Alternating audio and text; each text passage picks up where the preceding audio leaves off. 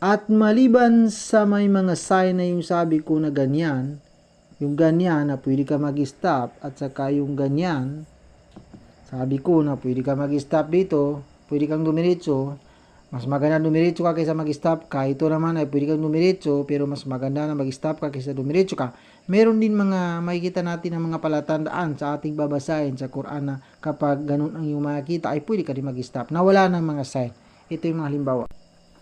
Ito, maliban sa mga ganito ay mag-stop ka dito, pwede ka mag-stop dito, pwede ka rin dumiretso. Maliban sa may mga ganito ay pwede ka rin mag-stop kapag meron kang makitang halimbawa mga ganyan dito sa innamal mu'minun. At kapag may makita kang ganito sa alladhi ay pwede ka mag-stop dito kung kayo magbabasa. Kasi pwede ka namang dumiretso dito diretsuin mo, gamitin mong bawi na yan. May mga ganyan at saka meron ka makitang mga ganyan, pwede ka mag-stop diyan. Halimbawa, dito ka sa alladhina yuqimuna as-salata wa mimma razaqnahum. Ganun, pwede ka mag-stop diyan. Wala na yung sign. Parang meron ka makita mga o di kaya ay kum, ganun, pwede ka mag-stop diyan. Ano pa ba? Yung may wow. Halimbawa, ganyan. O, tingnan mo, yan ay lakum. Meron wow. Kapag meron ka makitang wow, pwede ka mag-stop dito. Saan ba yung kasama? Dito. Ito yan sa وَإِذْ يَعِدُكُمُ اللَّهُ إِحْدَى الطَّائِفَتَيْنِ أَنَّهَا لَكُمْ. Pwede ka mag-stop dito kasi may wow. Yan yung mga sign na pwede ka, yan yung mga palatandaan na pwede ka mag-stop. Wala nang sign. Marami pa. Pero ito lang yung papakita ko sa iyo, yung mga klarong-klaro lang ba, yung iba. At dito ko rin ipapakita sa iyo ito na kakaiba rin ito na hindi mo rin alam kung anong gagawin mo dito. Halimbawa, kapag meron ka makitang ganyan at kapag ito ay diniretso mo basahin, kadalasan sa mga ganito ay maraming nagbabasa ng Quran na maraming beses na natamat ang Quran, hindi nila alam kung paano nila gamitin ito na kapag nagkasunod ang mga ganyan, makita mong ganyan, na kapag diniretso nila, hindi nila alam. Subukan mong magtanong, paano mo basahin yan na diretsuin mo kapag ganyan? Ang gagawin mo dyan ay, di ba ito ay mag-iining ito na nun. Halimbawa, basahin mo ito na dito ka lang mag-stop. Kasi may sign na mag-stop dyan. Pwede ka mag-stop. Sabihin, billadhi huwa khair. Nag-stop ka. Ngayon, kung itutuloy mo, siyempre, gamitin mo yan. Ang tanwin na yan na siyempre magtatapos sa letrang nun. Siyempre, ang nun na katapusan niya na nun ay ang gagawin mo ay lagyan mo ng bawel na kasra. Imagination mo lang imagine lang, wag mo, halimbawa kung nagsusulat kayo, wag mo nang ilagay dito. Kaya ito ay basahin mo ito ng billadhi huwa khairun ihbitu misra, ganun. Sa madaling salita, magdadagdag ka na lang ng nun dito na kasra. Kaya billadhi huwa khairun ihbitu misra, ganun. Ang palatandaan para ikay magdadagdag ng nun ay ito. Kapag may makita kang ganyan, at lagi rin magkasama yung ganyan, at kahit wala pa yung suko na yan, basta ito talaga importante. Kapag meron kang makitang ganyan, at ang bawel sa at ang bawel dito sa atras ng letra ay tanwin, mapaganyan man o double na ganito, basta tanwin. Ay kapag ganito ang iyong makikita ay kapag basahin mo na diniretso mo ay magdadagdag ka ng nun na kasra.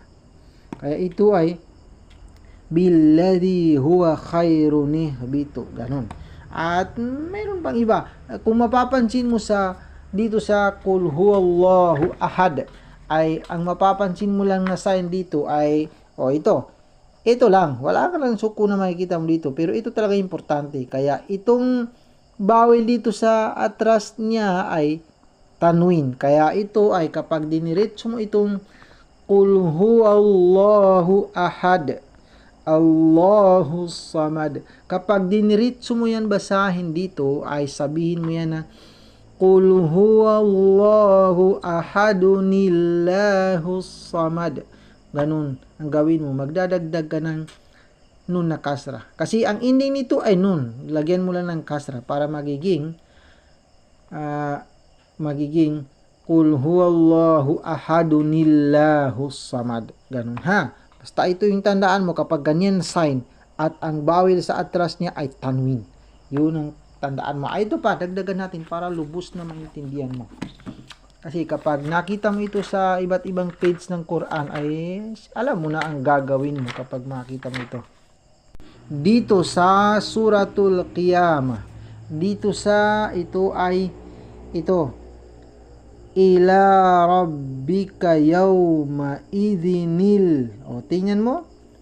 Ang alif na yan ay ganyan ang sign niya. Tapos, ang bawel dito sa atras niya ay tanwin. Kaya ito ay yawma idhinil mustaqar. Yan. Ila rabbika yawma idhinil mustaqar.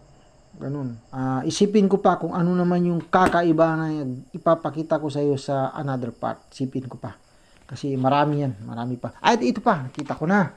Ito kakaiba rin. Ito ay ala ayyuhyiyal mauta. Tingnan mo itong kakaiba ito. Ito ay ganyan lang. Straight lang makita mo. Pero parang nagiging yan na rin ito. Kasi may bawil eh. Ito ay nun, itinuro ko ito doon sa, itinuro ko yung ganito doon sa part 19. Nun na bumangga saya, kaya silent. Kaya, ayyuh, itong ya, ito yung bawi, ito ay ha. Sukun, kaya yuh. Ito na bawi na ito, nagiging ya na rin itong street na yan, kaya ito ay yuh, yi. Patagalin mo ng konti kasi itong sign na patagalin.